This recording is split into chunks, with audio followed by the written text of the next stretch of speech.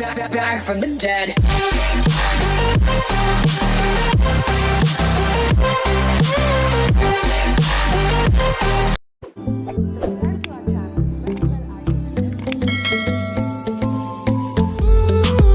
Hello नमस्ते साथीहरु, स्वागत छ तपाईहरुलाई हाम्रो च्यानल नेपाल इन्जिनियर्स लोकसेवा सोलुसनमा। आजको भिडियोमा म केयुकेएल को चाहिँ पार्ट 2 लिएर उपस्थित भएको छु, जुन कि सब इन्जिनियर पाँचौं तहको लागि चाहिँ धेरै नै इम्पोर्टेन्ट छ। काठमाडौँ उपत्यका खानेपानी लिमिटेड को लागि जुन कि 8 गते एक्जाम रहेको छ। तपाईहरु एडमिट कार्ड खोजेर राख्नु होला। एडमिट कार्ड यदि कतै बिर्सिनु भएछ भने त्यो पनि एकचोटी खोजेर राख्नु होला, नत्र एकचोटी केयुकेएल मा पनि कन्ट्याक्ट गर्नु होला त्यहाँ गएर, किनकि एडमिट कार्ड बिना चाहिँ एक्जाम दिन पाउनु हुन्न। त्यही भएर एक्ज्याक्ट चाहिँ एडमिट कार्ड चाहिँ अहिले नै खोजेर राखिहाल्नु। तथा यो चाहिँ पार्ट 1 चाहिँ भिडियो हेर्नु भयो छैन भने पार्ट 1 पनि हेर्नु होला। पार्ट 1 पहिला हेरेर अनि त्यसपछि पार्ट 2 मा चाहिँ तपाईहरुको लागि म 25 देखि लिएर 50 सम्म चाहिँ क्वेशन चाहिँ डिस्कस गर्न उपस्थित भएको छु। तपाईहरु भिडियो लास्ट सम्म हेर्नु होला र यस्तै चाहिँ इम्पोर्टेन्ट भिडियोहरु हेर्न चाहदै हुनुहुन्छ भने तपाईहरु हाम्रो च्यानललाई सब्स्क्राइब गरेर चाहिँ सपोर्ट गर्न सक्नुहुन्छ। हस्त साथीहरु, जाउँ आजको पार्ट 2 मा। पार्ट 2 को म आज 25 देखि लिएर 50 सम्म डिस्क्राइब गर्ने छु। 25 मा के छ, a geological formation which not only store water but yield it in sufficient quantity, यस्तोलाई एक्वाफर भन्छ। अब क्वेशन नम्बर 26 मा के छ, pH value of water indicate both acidity and alkalinity. अब क्वेशन नंबर 27 में के रहेको छ, 27 में रहेको छ, the rate of filtration in rapid sand filter is of the order of. Rapid sand filter में चाहिँ रेट अफ फिल्ट्रेशन कति हुन्छ त, कति 1 आवर में चाहिँ कति हुन्छ रैपिड सैंड फिल्टर में चाहिँ। 27 को चाहिँ सही उत्तर हुन्छ तपाईको डी।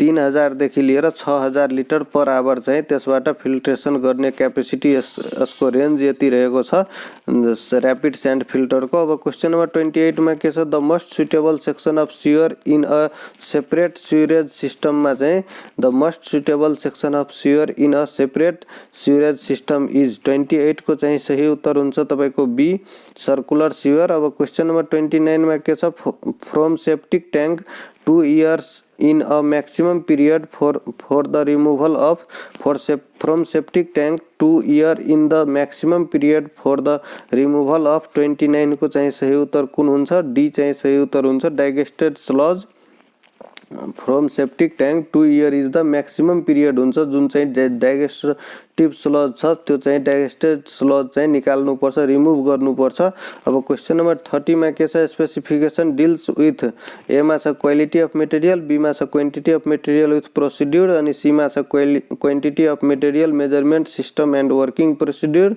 अनि डी मा छ quality of material with compact condition located in the heart of city. तो 30 को चाहिँ सही उत्तर हुन्छ तपाईको C, specification deals with the quantity of material measurement system and working procedure. अब क्वेशन नंबर 31 में के छ, codes used in Nepal for building construction को लागि एनबीसी यूज हुन्छ, सबैले थाहा छ। 31 को चाहिँ सही उत्तर ए हुन्छ, नेपाल बिल्डिङ कोड। अब क्वेशन नंबर 32 में के छ, as per national drinking water quality standard 2062 the concentration limit of fluoride in drinking water should be.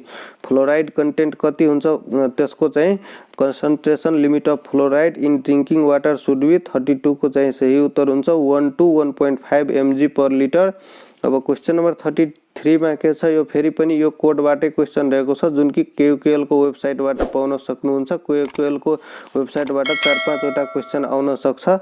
33 को चाहिँ सही उत्तर कुन हुन्छ, काठमाडौँ उपत्यका खानेपानी लिमिटेड इज, यसको चाहिँ सही उत्तर हुन्छ a public company under the Nepal government company act 2063। यो पनि हो, operates under the public private partnership PPP.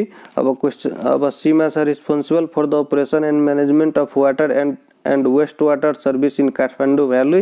त्यही भएर यसको चाहिँ सही उत्तर डी हुने भयो, all of the above. Question number 34 में के छ, which one is ground water source of water supply. Ground water source of water supply चाहिँ कुन हो योबाट। 34 को चाहिँ सही उत्तर हुन्छ ए, इन्फिल्ट्रेशन गेल्डी। अब क्वेशन नंबर 35 में के छ, sedimentation may not be required for water from a sedimentation may not be required for water from a 35 को चाहिँ सही उत्तर हुन्छ तपाईको C deep well. Sedimentation may not be required for water from a deep well. अब question number 36 मा के छ the principle of working from whole to part is used in surveying because 36 को चाहिँ सही उत्तर हुन्छ accumulation of error is prevented.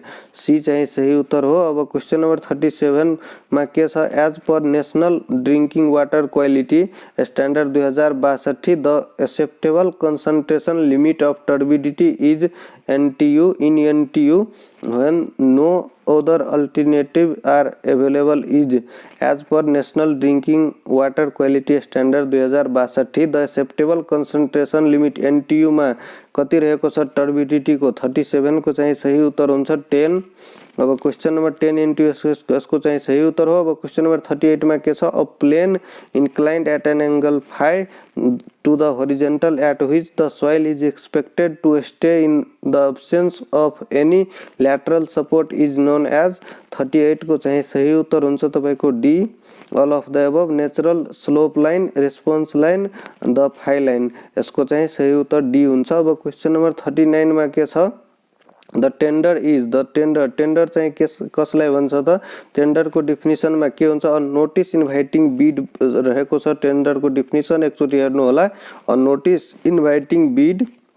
अब क्वेश्चन नंबर 40 मा के छ three phase system is concerned with यसको चाहिँ सही उत्तर कुन हुन्छ 40 को चाहिँ सही उत्तर हुन्छ partially saturated soil.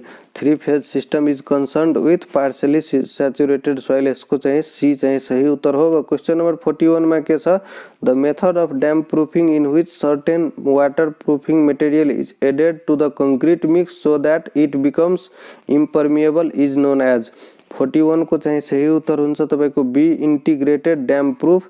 The method of damp proofing in which certain water proofing material is added to the concrete mix so that it becomes impermeable is known as integrated damp proof B चाहिँ सही उत्तर हो। अब question number 42 मा के छ the energy possessed by a liquid particle by virtue of its position is called the energy possessed by a liquid particle by virtue of its position is called 42 को चाहिँ सही उत्तर हुन्छ तपाईको सी पोटेंशियल एनर्जी। अब question number 43 मा के छ the horizontal projection of the head and seal of frame to facilitate the fixing of the frame on the wall opening is called the horizontal projection of the head and seal of frame to facilitate the fixing of the door on the wall opening is called 43 को चाहिँ सही उत्तर हुन्छ तपाईको C horn.